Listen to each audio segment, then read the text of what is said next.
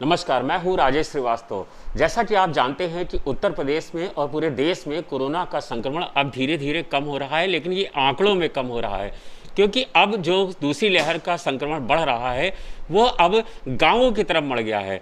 Reports में जो आते हैं, आंकड़ों में जो संख्या आती है वो शहरों की आती है, क्योंकि वहाँ पर जांच होती है, वहाँ पर जो भी लोग अस्पतालों में जाते हैं वो भर्ती किए जाते हैं, जो मृतक होते हैं उनकी भी रिकॉर्ड में गिनती होती है, इसीलिए वो सब संख्याओं में आती है। लेकिन आंकड़े घट रहे हैं, लेकिन आप इसका मतलब ये मत समझिए कि कोरोना का संक्रमण कम हो गया है या कोरोना का खतरा फिलहाल टल गया है। कोरोना पहले से ज़्यादा खतरनाक हुआ है, लेकिन वो अब शहरों के बजाय गांवों की तरफ बढ़ गया है। गांवों में स्थितियां बहुत खराब हैं और पूरे गांव संक्रमित हैं। तकरीबन हर दूसरे घर में बुखार और जुकाम के मरीज हैं, लेकिन उन्हें ये नहीं पता है कि स्थितियाँ उन्हें कोरोना है या नहीं है, क्योंकि वहाँ पर जाँच नहीं हो रही है। किसी तरह की कोई एंटीजन टेस्ट, ना RT-PCR, कोई टेस्ट नहीं हो रहे हैं। गांव में खतरा कितना बढ़ा है, उसके बचाव के क्या तरीके हैं, उसके उपचार का क्या तरीका है, आज हम इन सब बातों की बात करने के लिए KGMU के डॉक्टर सूर्यकांत जी के पास दोबारा आए हैं। और पहले बार वो बता चुके थे कि किस तरह से संक्रमण को रोका जाए, फिर उन्होंने ऑक्सीजन के तमाम सारे उपाय बताए जिसको आप लोगों ने बहुत उसको देखा। अब हम डॉक्टर साहब से जानना चाहते हैं कि गांव में जो संक्रमण बढ़ रहा है। डॉक्टर साहब नमस्कार। सर, ये जो गांव में संक्रमण बढ़ गया है, कहा जा रहा है कि आंकड़े घट रहे हैं, लेकिन ये अब जो मरीज आ रहे हैं वो आंकड़ों में नहीं शामिल हैं, तो इस पर आप क्या कहना चाहते हैं सर? आपकी राजेश जी चिंता बहुत वाजिब है। ये जो दूसरी लहर आई है, पहली बात तो ये है कि इसकी संक्रामक क्षमता बहुत है। पहले हम लोग एक घर में कोई कोरोना पॉजिटिव हो जाता था, बाकी परिवार के सदस्यों के टेस्ट कराते थे तो 1 या 2 मेंबर पॉजिटिव निकलता था। लेकिन अब तो अगर कोरोना पॉजिटिव के परिवार के सदस्यों के टेस्ट करा लीजिए या उसके यार दोस्तों के टेस्ट करा लीजिए, सबके सब पॉजिटिव आते हैं। और यही कारण है कि जो गांव हमारे 2020 में अछूते रहे या कम प्रभावित रहे कोरोना से, अब बुरी तरह प्रभावित हैं। आपकी दूसरी चिंता भी वाजिब है कि वहाँ जांच की पूरी सुविधा नहीं है, वहाँ उपचार की सुविधा नहीं है। और तो और आपने कहा कि यहाँ तो मौतें गिन ली जाती हैं कोरोना से कितनी हो रही, वहाँ मौतें कितनी हो रही हैं, क्यों हो रही हैं और कितनी कोरोना के कारण हो रही हैं, इसका कोई हिसाब किताब नहीं मिल पा रहा है। चिंता वाजिब है, लेकिन समाधान भी है। देखिए, जीवन में समस्या कोई भी आए, समाधान उसमें निहित होता है, कोई ना कोई तो निकलना ही होता है। तो देखिए, गांव वालों से मेरा अनुरोध है कि सबसे पहले तो आप जांच लीजिए कि आप जांच का इंतजार ना करें। दूसरी बात, जान लीजिए कि आप इस फेर में मत पड़िए कि कोरोना की कौन से लक्षण होते हैं। मैं आपको बता दूं कि कोई भी लक्षण नया जो आपको पैदा हुआ है वो कोरोना ही है। देखिए, कोरोना में अब सिर दर्द हो तो कोरोना, नाक से पानी बहे तो कोरोना, आँख में खुजली हो तो कोरोना, आँख लाल हो गई तो कोरोना, सिर में दर्द तो कोरोना, गले में खराश तो कोरोना, खांसी आई तो कोरोना, सीने में दर्द तो कोरोना, पीठ में दर्द तो कोरोना, बुखार आया तो कोरोना, डायरिया हो गया, दस्त हो गए तो कोरोना, और आपकी सूंघने की क्षमता और जो स्मेल है, सूंघने की क्षमता और जो खाने का टेस्ट है वो भी चला गया तो भी कोरोना। आपको जिस दिन लगे कि आज मुझे कुछ तबीयत ठीक नहीं लग रही है, समझना 5 दिन पहले कोरोना हो चुका है। अब तो वो अपना इतना हावी हो गया है कि वो लक्षण दिखा रहा है। तो फिर क्या करें? तो फिर ये करें कि जब तक आपको पल्स ऑक्सीमीटर, जी हाँ, पल्स ऑक्सीमीटर एक छोटा सा यंत्र होता है और उसको ऐसे उंगली से हम लगाते हैं और उससे हम जानते हैं कि आपके ऑक्सीजन का लेवल क्या है। क्योंकि कोरोना ज़्यादातर जो गंभीर रूप से प्रभावित करता है वो फेफड़े को प्रभावित करता है, फेफड़े में निमोनिया करता है, दूसरे कॉम्प्लिकेशन करता है, और जो गंभीर अवस्था में आप कोरोना से पहुंचते हैं वो इसी फेफड़े के कारण पहुंचते हैं। अब जैसा मैंने बताया कि अगर पल्स ऑक्सीमीटर गांव में नहीं है तो देखिए, गांव में अभी ताज़ा प्रधान जी चुने गए हैं, उनके पास जाइए सब लोग, उनसे कहिए कि प्रधान जी, हमारे वोट के कारण आप प्रधान चुने गए हैं, तो इतना तो कर दीजिए, हमको लड्डू खिलाइए या ना खिलाइए, हमको जो है वो आप पल्स ऑक्सीमीटर पर्याप्त मात्रा में दिलवाइए। और ग्राम प्रधानों से, जो भी ग्राम प्रधान इस वीडियोस को देखें, उनसे मेरा निवेदन है कि आप ये गांव में व्यवस्था करिए, अपने ग्राम सभा के सदस्यों से मिलकर और गांव के कुछ नवयुवकों के साथ मिलकर एक कमेटी बना लीजिए या जो भी बना लीजिए कि एक एक घर में जाकर सबसे पूछिए क्या हाल है, और सबके ये सैनिटाइजर साथ में ले जाइए, सैनिटाइज कर करके उंगली, और सबका ऑक्सीजन नापिए। लोगों ने आपको वोट दे दिया है, अब आपकी जिम्मेदारी है लोगों को सुरक्षित रखना, उनका जीवन बनाए रखना, और यही आपके वोटर हैं। जिंदा रहेंगे तो अगली बार फिर जिताएंगे, जिंदा ही नहीं रहेंगे तो आपको कैसे जिताएंगे? तो आप इनके लिए इतना इंतज़ाम ज़रूर कर दीजिए। ये वोट देकर उन्होंने आपके ऊपर एहसान किया है, आप सौभाग्यशाली हैं कि आपको ये एहसान उतारने का मौका इतनी जल्दी मिल गया है, तो उनकी सेवा करिए। अगर किसी का ऑक्सीजन लेवल 94 से नीचे आता है, जी हाँ, मैं 2 संख्याओं का जिक्र करूंगा अपने पूरी बातचीत में, एक संख्या है 94 और दूसरी है 90। अगर किसी का ऑक्सीजन लेवल 94 से नीचे आता है तो समझिए उसे जांच हुई हो या ना हुई हो, उसको उपचार की ज़रूरत है। तो इसीलिए मैंने कहा, न जांच न रिपोर्ट, करो कोरोना पर सीधी चोट। फेर में मत पड़िए, जांच हो भी गई तो रिपोर्ट मालूम कब आएगी? 5 या 7 दिन के बाद। तब तक तो कोरोना निपटा देगा आपको। फिर रिपोर्ट आपके घर वाले देखें, प्रधान जी देखें, देखते रहिएगा, क्या हो पाएगा? कुछ नहीं हो पाएगा।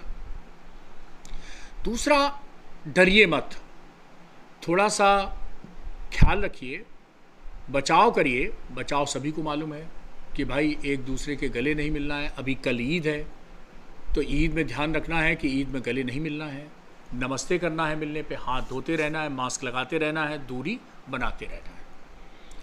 इन सब से आप बचे रहेंगे।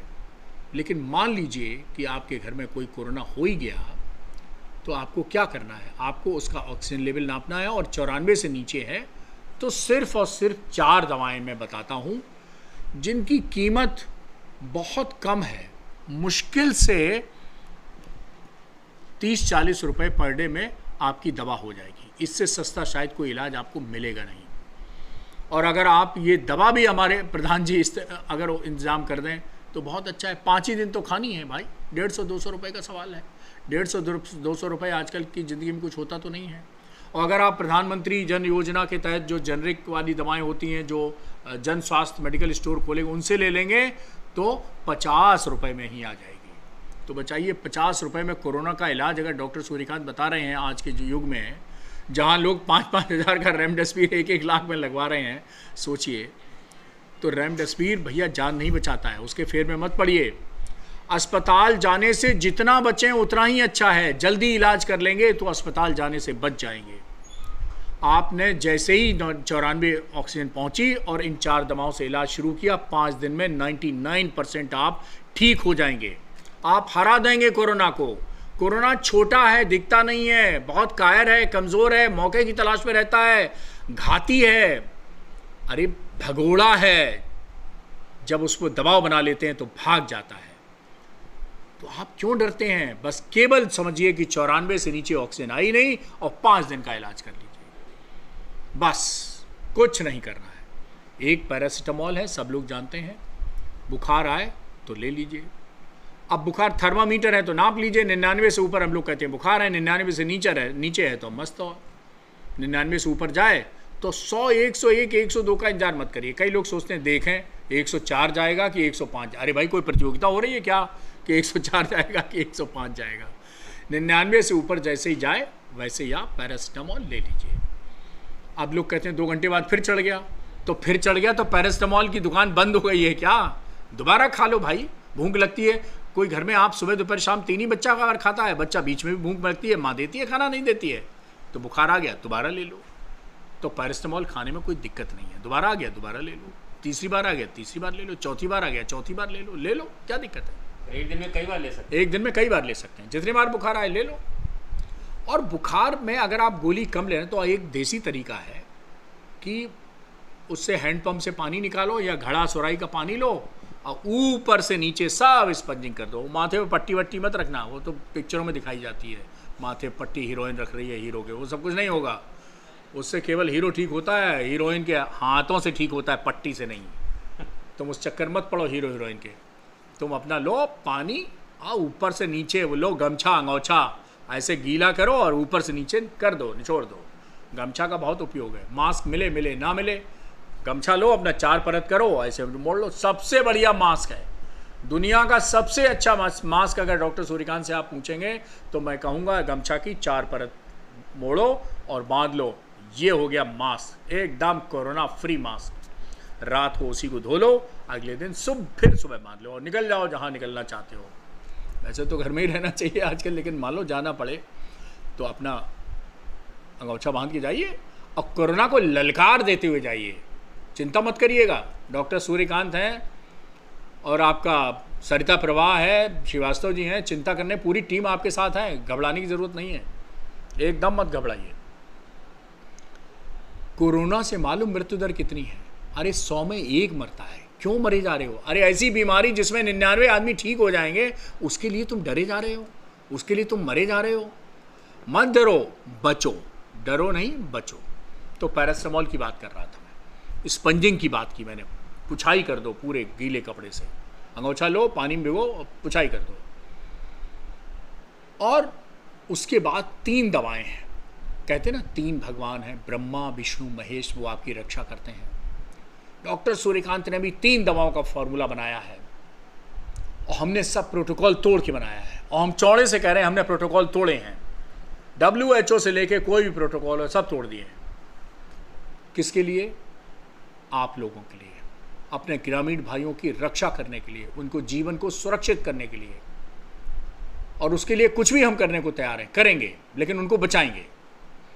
तो 3 दवाएं हैं, आइवरमेक्टिन है, आ बड़ा वाला लिख लीजिए, ई छोटी लिख लीजिए,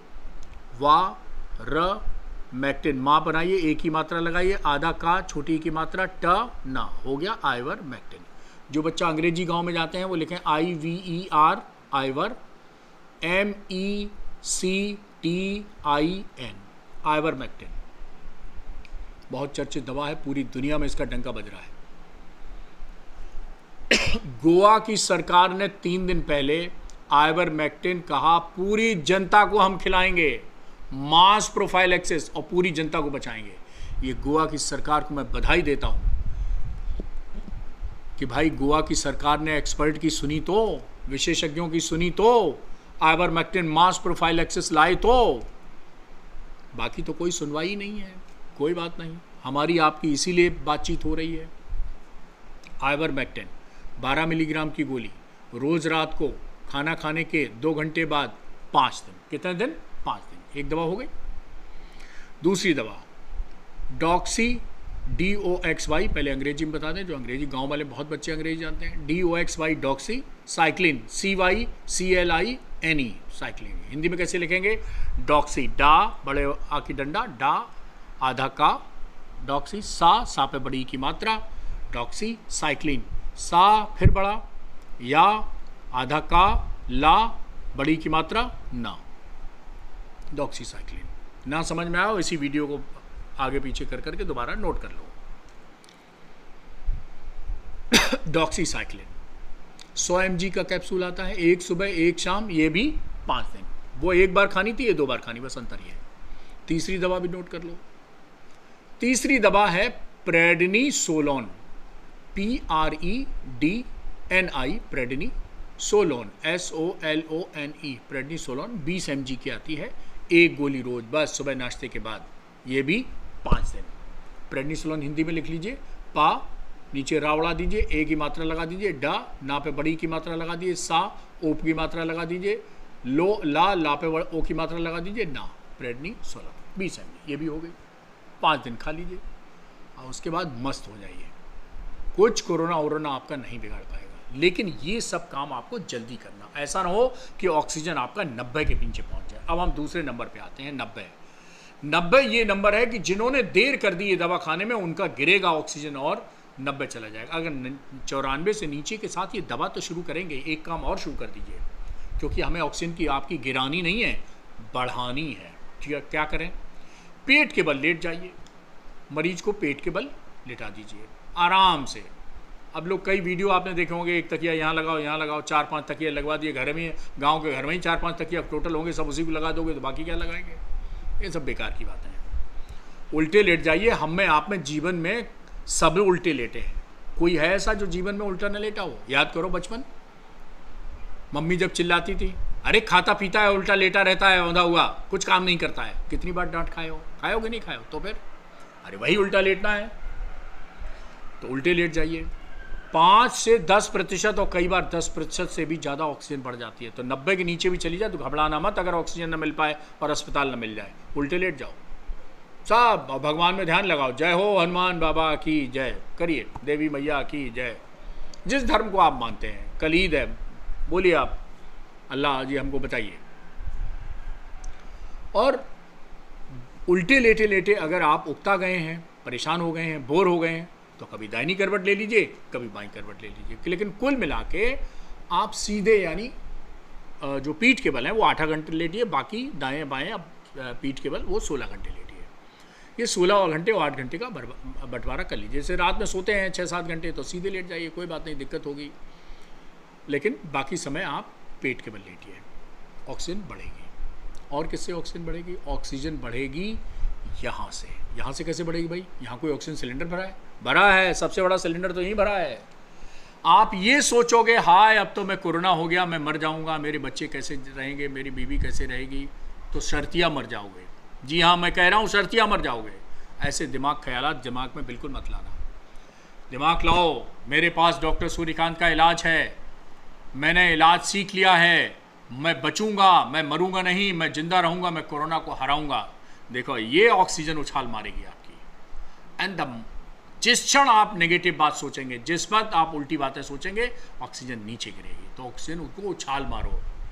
आप सोचते हैं ऑक्सीजन उछाल मारती है, तो बढ़िया सोचो और एकदम खाने पीने में सब खाइए। आप खीरा भी खाइए, खरबूजा भी खाइए, खीर भी खाइए।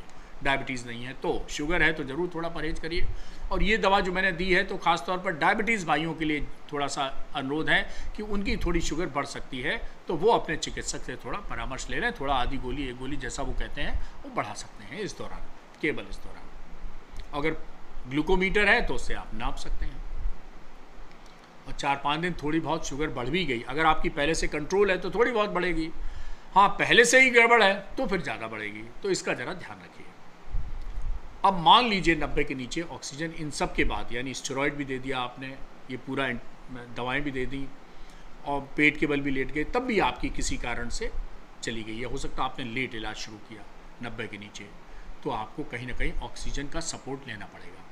अभी मैं कहूँगा अस्पताल मत जाइए, कोशिश करिए कहीं सिलेंडर का इंतजाम हो जाए, या तो मैं प्रधान जी से कहूँगा कि भाई कुछ सिलेंडर का इंतजाम करवा के जो ग्राम सभा का भवन होता है वहाँ 1-2 बिस्तरदार दीजिए, सिलेंडर का इंतजाम कर दीजिए, तो जिसकी तबीयत ख़राब है वहीं आइसोलेट हो जाए और वहीं पे ऑक्सीजन ले ले। अगर इतना व्यवस्था कर लेंगे तो और अच्छा हो जाएगा। अगर पास में कोई PSC है तो वहाँ भी ऑक्सीजन मिल सकती है, अस्पताल है प्राइवेट तो वहाँ भी ऑक्सीजन मिल सकती है। तब मजबूरी में आप अस्पताल जाइए।